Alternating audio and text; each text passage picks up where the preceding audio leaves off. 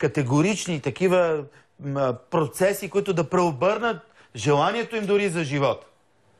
Без да бъдат разбрани от техните съученици, от учителите, от родителите, от всички, които ги заобикалят. Искам да подкрепя госпожа Топалова в нейното мнение, че ние, учителите, наистина контактуваме по 10 часа и повече понякога с децата и сме първите, които забелязваме често пъти някаква промяна. Тогава, в тези случаи, както и психолога на училището, викаме родителите, за да ги алармираме. Не за да ги обвиним, а просто за да кажем, че нещо сме забелязали. Дали ще бъде агресивна реакция, дали ще бъде някаква промяна в поведението и така нататък. В момента, в който повикаме родителя, първата реакция, за съжаление, това не може да се случи на моето дете и това не е вярно.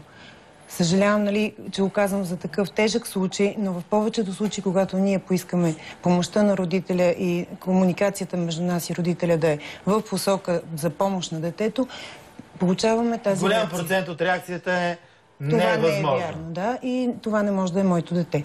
Това не се случва с него. Добре, какво правите тогава вие? Ами, в такива случаи, значи, ние продължаваме да комуникираме с родителите, започваме да, съответно, да настояваме на срещи, съответно на учител, родител, дете, тези тристранни срещи, защото ние работим в една посока, всичките работим, за да бъде детето да се чувства добре. И така, че комуникацията продължава и съответно стигаме до някакви изводи, какво се случва с детето, но за съжаление първата реакция е отрицанието. Госпожа Топалова каза защо е така. Точно това е самообвинението. Неизвестно защо в обществото се търси винаги кой е виновен. Не как да се разреши ситуацията. Кой е виновен? Защото това е... Аз тук мога да ви говоря много. Това е от 45 години. Тогава се търсеше винаги